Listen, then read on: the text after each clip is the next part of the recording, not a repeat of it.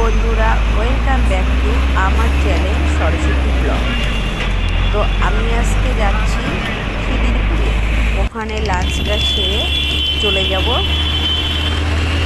খিদিরপুর ডগে।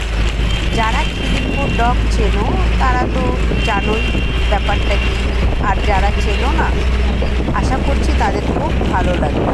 ভিডিওটা দেখতে থাকো। ভিডিওটা ভালো লাগলে অবশ্যই লাইক করবে। কারো যদি কোনো প্রশ্ন থাকে সেটা কমেন্টে জানাবে।